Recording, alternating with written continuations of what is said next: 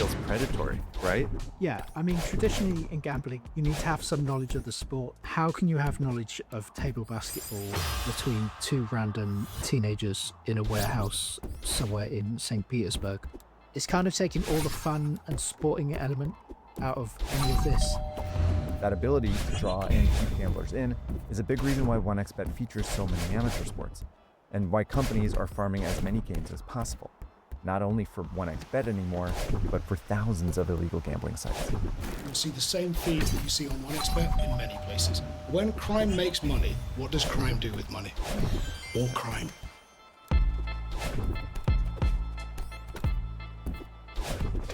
So the internet has made it easier than ever to set up an illegal gambling account. And as shady as they are, it'll be a hard problem to fix. But it gets a lot harder when the world's best soccer clubs are helping them grow even bigger. 1xBet isn't licensed to operate in Spain or France, but it has sponsorship deals with FC Barcelona, Paris Saint-Germain, and Lille, as well as the top division of Italian football and the Confederation of African Football. The trade-off is obvious. 1xBet can offer these organizations more money than anyone else, and these organizations can put 1xBet's brand in front of more fans than anyone else. But the clubs and leagues seem to be ignoring the growing list of controversies surrounding 1xBet and not asking many questions about it. On Barcelona's website, the club's vice president calls 1xBet a benchmark brand, right above a quote from a 1xBet spokesperson who calls Barcelona a reliable partner. Ross's team looked up this spokesperson named Alex Summers and found this headshot, which actually belongs to a journalist at CNN.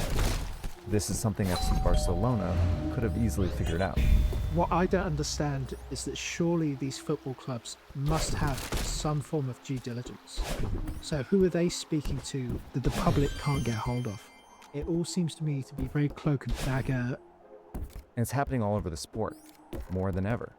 In 1999, one club in the English Premier League had a gambling company sponsor on its shirt. In 2005, 11 did. Gambling companies are also the most common shirt sponsors of clubs in the Champions League and the FIFA Club World Cup. They also pay millions to advertise on fields and TV broadcasts. Many of these sites operate in the same gray area as 1xBet, but it's easy for them to obtain a license in, say, the UK, sponsor a Premier League club, and get promoted all over the world, even in places they're banned. Illegal gambling is laundering its money through soccer, and it's coming at a steep cost for the sport and for its fans.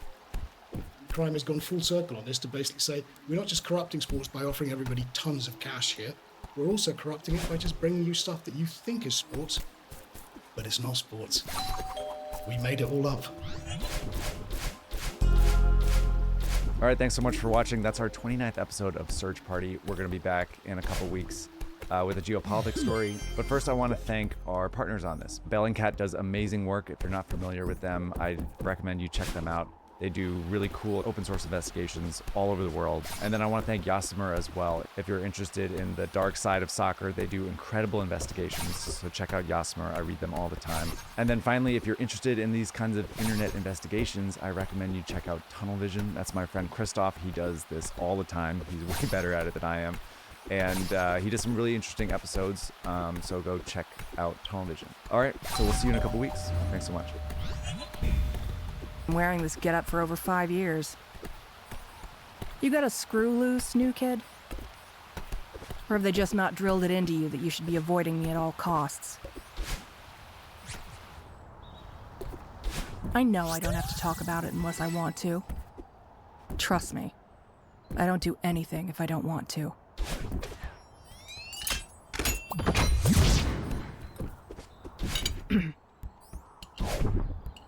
Car accident.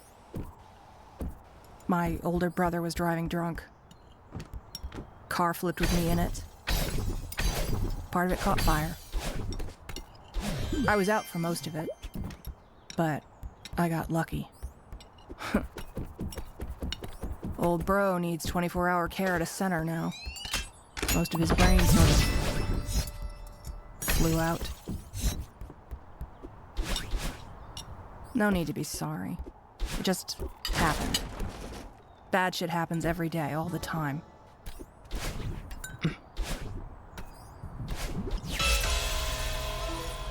My scars? They hurt sometimes. Keeping them moisturized is annoying as sin, though. I guess